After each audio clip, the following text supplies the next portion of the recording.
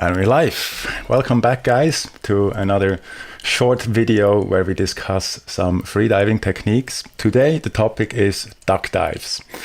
Duck dives come in various forms as well as many other things in freediving. Today, we want to dive a little deeper, no pun intended, yes, pun intended, into two of the duck dive techniques that you might use yourself or you might have seen freedivers using, why they're there and why they are there for good reasons. So I would say we can distinguish sort of like, again, three basic forms of duck dives. So when I started freediving a little more than 10 years ago, there was a very active involvement of lifting the legs in every duck dive, one leg or two legs. It works fine. And these techniques are very valid, I guess, still today, especially for spearfishers. So if your hands are full, if your hands are not available for your duck dive, I think lifting legs can help you a lot. The second style that we're going to talk about is the way that we introduced it in Aida, which is a very dynamic duck dive with building up speed and getting down with quite a powerful sequence of techniques. And the third one is then the Molchanov's duck dive, where Alexei actually prefers to call it the Dolphin dive, and you will see why he prefers to call it a Dolphin dive, because it is actually quite different in its execution.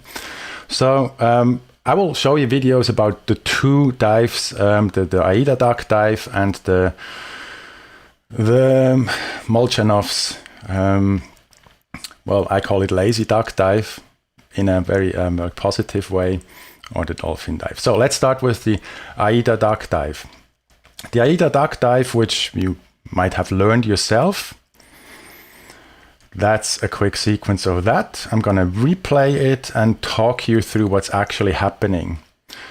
So the dive starts with arms extended at the surface and a few kicks. So you build up some momentum at the surface. And then you translate that momentum through bending your hips to a vertical movement. Your arms stay up there, and only when the body is straight, then the arm pull follows, and you can start kicking vertically. It's actually not even necessary to bring up or do that arm pull that quickly following the bending of the hips. You can actually wait a little bit and then add the arm pull. So what this duck dive does, or let's say what is the goal of that duck dive, is to overcome buoyancy close to the surface. It is a good idea to invest a lot of energy into the duck dive so you can overcome as much as possible of this positive buoyancy, which is greatest close to the surface, in one skill, in one technique. So you can say the goal of this duck dive is to get as deep as possible with just one technique, and that's very valid. The limitation of this duck dive is obviously equalization.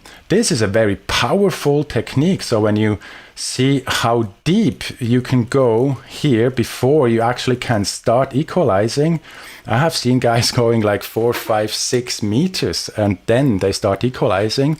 So it's a duck dive that is, well, it's a huge benefit if you are one of the blessed ones that can do hands-free equalization, or in a competition setup when you dive with a nose clip, then you don't need your arms to equalize, and you can, while doing a strong duck arm pull, you can already start equalizing.